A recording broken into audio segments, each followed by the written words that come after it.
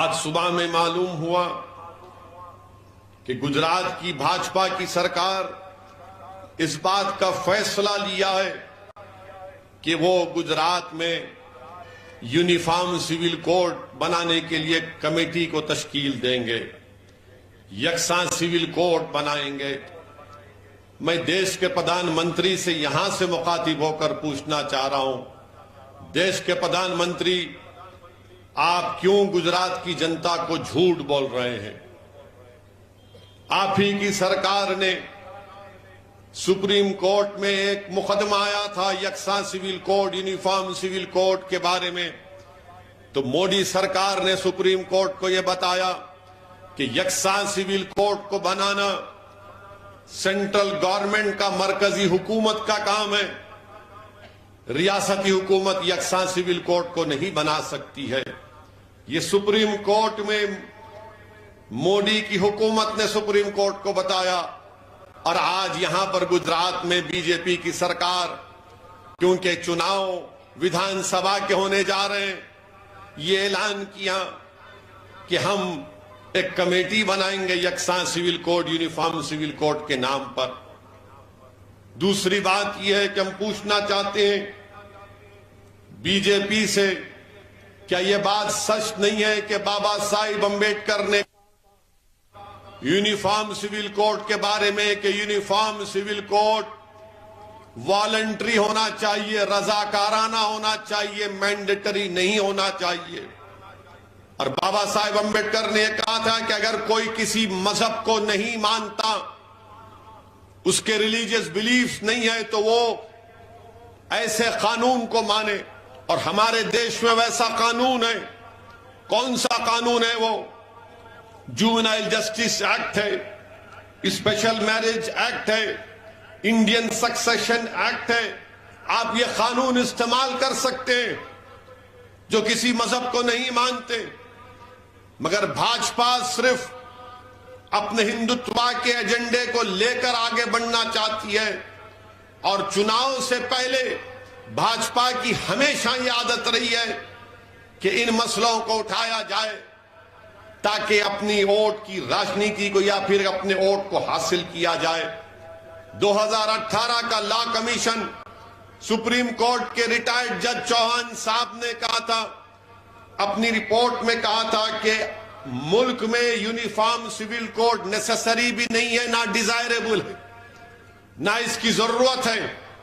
यह कहा था उस लॉ कमीशन की रिपोर्ट में। मगर आज भाजपा सिर्फ मुल्क की जो प्लुरलिज्म है, डाइवर्सिटी है, ये भारत की खूबसूरती है। यकसानियत कैसा पैदा होगी बताइए आप?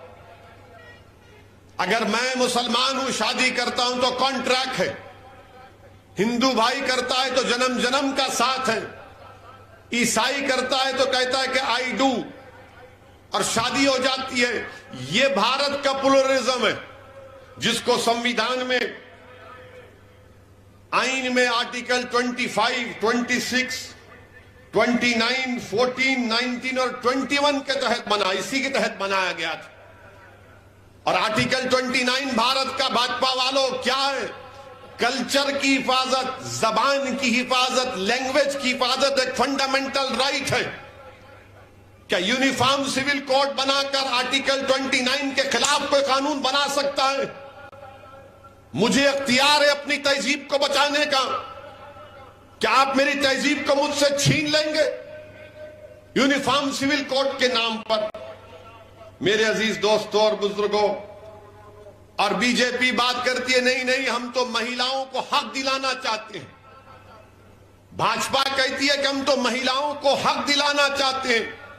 तो मैं पूछना चाहता हूं भाजपाइयों से, आरएसएस के लोगों से, आज से 2 दिन पहले मुंबई हाई कोर्ट में, औरंगाबाद बेंच में हाई कोर्ट ने कहा कि अगर 498 में क्रूरल्टी नहीं है, अगर कोई महिला बीवी किसी की पत्नी अपने किसी के घर को जाती है और घर का काम काज नहीं करती, उसको करवाया जा रहा है, तो क्रूरल्टी नहीं है। 2016 में सुप्रीम कोर्ट ने कहा था कि एक बहन ने कहा कि मैं अपने ससुराल में नहीं रहूंगी, तो सुप्रीम कोर्ट ने कहा कि तुम नहीं रहना चाहती हो अपने पति के ससुराल में, तो हम पति को यह अख्तियार देते हैं कि उसको तलाक दे दे। इस पर कुछ नहीं बोलेगी बीजेपी, मगर यकसा सिविल कोर्ट के नाम पर इस्लाम को और मुसलमानों को बदनाम करने का इनका पूरा इरादा है। यूनिफॉर्म सिविल कोड की बात आज गुजरात में की जा रही है। हम देश के प्रधानमंत्री से पूछना चाहते हैं कि हिंदू अनडिवाइडेड फैमिली का जो income tax Hindu undivided family में मिलता है, वो मुसलमानों को क्यों नहीं मिलता, ईसाइयों को क्यों नहीं मिलता? क्या ये संविधान भारत के आईन की राइट टू इक्वालिटी के खिलाफ नहीं है? क्या मुसलमानों को टैक्स रिबेट इनकम टैक्स में नहीं मिलता? और आपको मालूम मेरे अजीज दोस्तों और बुजुर्गों, 2015 और 16 में 3064 करोड़ रुपए का इनकम टैक्स कम किया गया था हिंदू अनडिवाइडेड फैमिली एक्ट के नाम पर। मुझे क्यों महरूम कर दिया गया, उससे बताओ। आप बात करते हैं यूनिफॉर्म सिविल कोड की, और फिर दूसरा special marriage act section 21A जो शादी का प्रोटेक्शन देता है, इनहेरिटेंस का देता है, मगर आपने मुसलमानों को उससे मुस्तस्ना रख दिया। क्यों? इसका जवाब दीजिए। और फिर मेरे अजीज दोस्तों और बुजुर्गों, ये बोलेंगे कि नहीं महिलाओं को हक मिलना है। क्या बोलते हैं कि यूनिफॉर्मिटी लाना है, एक रूपता और समानता। तो फिर बताओ, भारत में 84% जो चाइल्ड मैरिजेस हुई हैं, वो क्या मुसलमानों की थी? किसकी थी बताओ आप? बीजेपी नहीं बताएगी आपको। बीजेपी ये भी नहीं बताएगी आपको कि 2000 से 2019 तक 90 लाख बच्चियां फीमेल इन्फेंटिसाइड में मारी गई। 90 लाख। कितने मुसलमान थे बताओ उसमें भाजपा वालों? तुम यूनिफॉर्मिटी इक्वालिटी की बात करते हो, मैं तुमसे पूछ रहा हूं 2000 से 2019 90 लाख बच्चियां फीमेल इन्फेंटिसाइड में मारी गई हैं। मिसिंग कहते हैं उनको, मिसिंग है। कितने मुसलमानों की थी बताओ देश के प्रधानमंत्री आप? बताओ अमित शाह, कितने मुसलमान बच्चियां थी उसमें बताओ? मुझ पर तो इल्जाम लगता है ना कि मैं भड़काऊ भाषण देता हूं। मैं आदादो शुमार फैक्ट्स बता रहा हूं। भाजपा वालों कल तक जवाब दे दो। मैं कल भी अहमदाबाद में हूं और जिंदगी बाकी रही तो आता रहूंगा गुजरात को। अब आप बताइए, नेशनल फैमिली हेल्थ सर्वे ये बात करते हैं कि एक रूपता और समानता की बात भाजपा करती है। तो बताओ, एक रूपता और समानता के नाम पर नेशनल फैमिली हेल्थ सर्वे ने क्या कहा कि एक मर्द शादीशुदा रहते हुए अपनी शादी से बाहर कितनी खवातीन से जमा किया, जिसको अंग्रेजी में कहते हैं इंटरकोर्स। तो मालूम हुआ कि 2.2 मीन नंबर है हमारे हिंदू भाइयों का, सिख और क्रिश्चियन का 1.9 है, बुद्धिस्ट और मुसलमानों का 1.7 ऑन एन एवरेज, सबसे कम जैन भाइयों का। अच्छा, किसने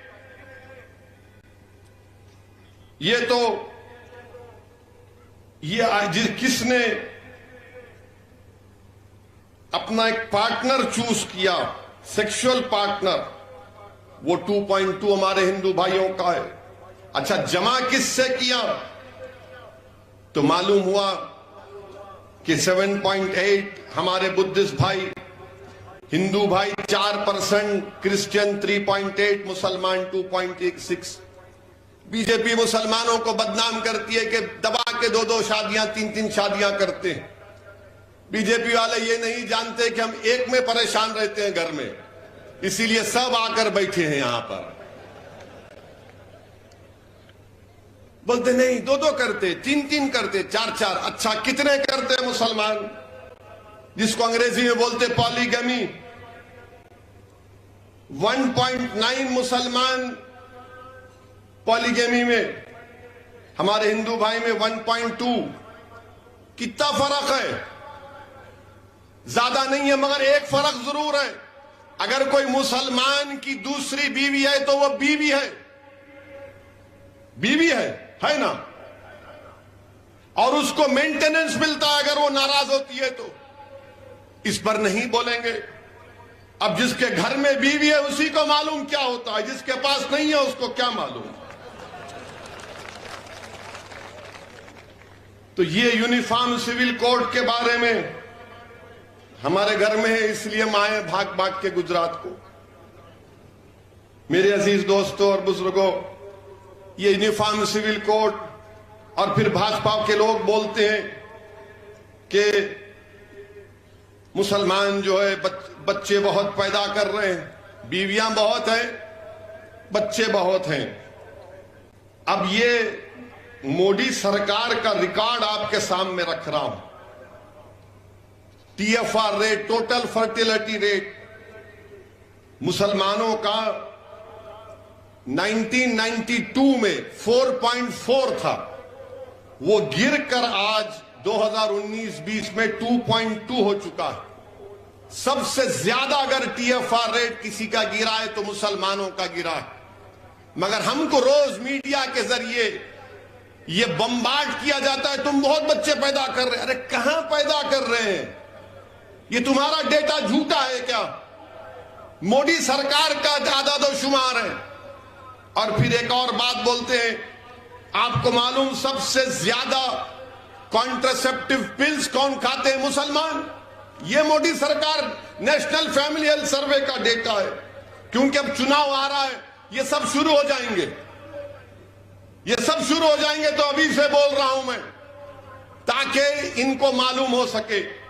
और फिर गुजरात में कितना TFR रेट मुसलमानों का 2.1, हमारे हिंदू भाइयों का 1.8। अब आप बताइए, ऐसा दिखाते हैं टीवी मीडिया पर मोदी के इशारे पर कि पूरी आबादी के जिम्मेदार हम ही हैं। यानी पूरी आबादी जो देश की 130 करोड़ जनता है वो हमारी वजह से है। माने TFR फिर क्या है बताओ? ये गुजरात का बता रहा हूं। और फिर आपको मालूम कि 1000 मर्द पर गुजरात में कितनी बच्चियां हैं? मुसलमानों में 944 हैं, हमारे हिंदू भाइयों में 916 है। मोदी जी, इन पर काम करो। आपकी पार्टी सिर्फ नफरत फैलाती है मुसलमानों के बारे में।